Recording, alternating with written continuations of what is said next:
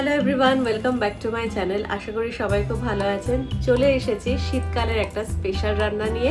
আজকে আমি বানাবো মাটন, আর আজকের রান্নাটা আরও বেশি স্পেশাল হবে তার কারণ আজকে রান্নাটা হবে কাঠের জালে।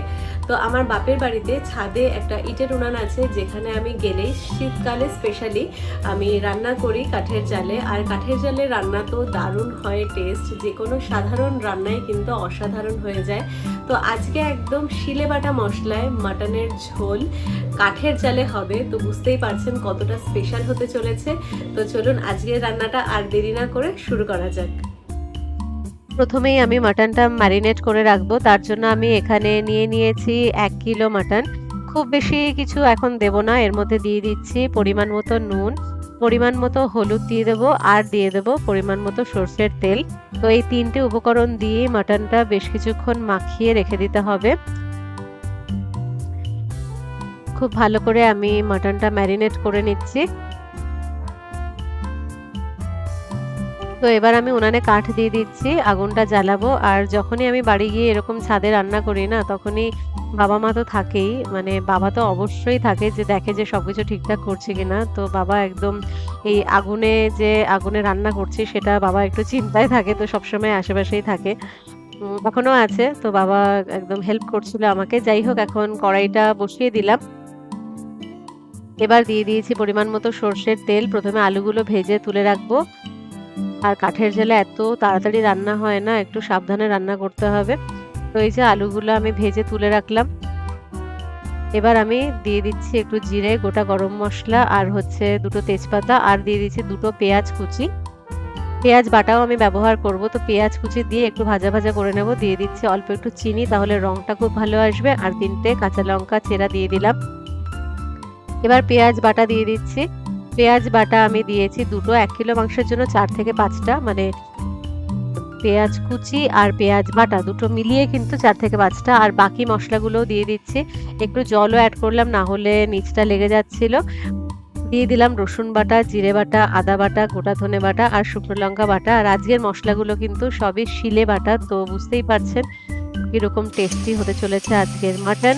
আর দিয়ে দিচ্ছে এখানে পরিমাণ মতো নুন আর পরিমাণ মতো হলুদ। তো মশলাটা খুব ভালোভাবে আমি কষিয়ে নিলাম। এবার আমি দিয়ে দিচ্ছি মাটন। তো একটা পিস পড়ে গেল, তো সেটা আমি ভালো করে ধুয়ে আমি দিয়ে দিয়েছিলাম। তো এবার মশলার সাথে মাটনটা ভালো করে কষিয়ে নিতে হবে। চাইলে সামান্য জল অ্যাড করতে পারেন, যদি মনে হয় যে একটু তাড়াতাড়ি রান্নাটা হচ্ছে বা নিচে লেগে যাচ্ছে, একটু জল অ্যাড করে কিন্তু মাংসটা কষাতে পারেন। তো দিয়ে দিলাম আমি ভেজে রাখা আলু আর গাছের পেঁপে। একটা পেঁপে পুরো পটলের মতো লাগছে, সে যাই হোক। আলুগুলো আমি দিয়ে দিলাম এই কারণে, একটু মাংসের সাথে কষিয়ে নিয়ে আমি নামিয়ে রাখবো, তারপরে একদম লাস্টে আমি দেবো। একটু আমি জল দিয়ে দিলাম, দিয়ে ভালো করে কিন্তু কষাতে হবে। এবার দেখুন এই যে বাবাও আমাকে হেল্প করে দিচ্ছে জালটায়। মাংসটা কষানো প্রায় হয়ে গেছে, কালারটা দেখুন চেঞ্জ হয়ে গেছে। তো এখন আমি আলুগুলো আগে তুলে নিচ্ছি। আর পেঁপে দিয়েছি বলে মাংসটা কিন্তু ভালোই নরম হয়ে যাবে, খুব বেশি সময়ও কিন্তু লাগবে না। এমনিও কাঠের জালে খুব বেশি সময় তো লাগে না রান্না করতে, একদম ঝটাপট হয়ে যায়। মাংসটা কষানো ভালো করে হয়ে গেছে। এবার আমি দিয়ে দেবো জল, আজকে একটু ঝোল ঝোল করে রাখবো, তো একটু বেশি পরিমাণে জল দিচ্ছি। দিয়ে দিলাম পরিমাণ মতো নুন।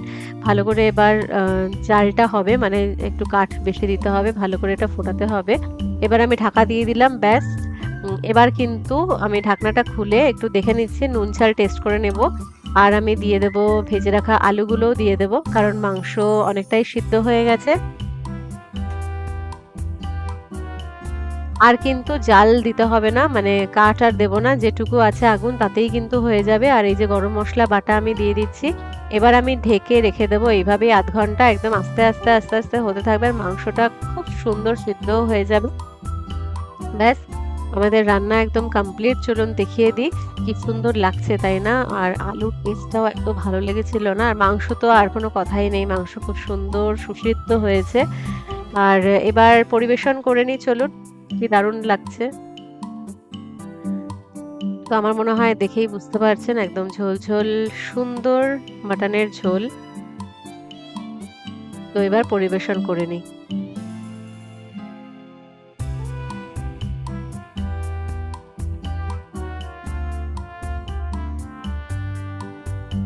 কি কেমন লাগলো এবার আপনারাই বলুন। আশা করি ভালোই লেগেছে, খেতে তো দুর্দান্ত হয়েই ছিল।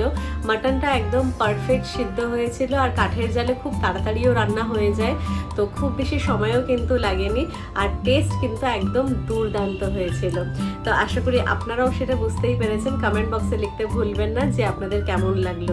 যদি ভালো লেগে থাকে তাহলে ভিডিওটিকে লাইক করবেন, শেয়ার করবেন, আমার চ্যানেলটিকে সাবস্ক্রাইব করবেন। তো দেখা হবে পরের ভিডিওতে। সবাই খুব ভালো থাকবেন।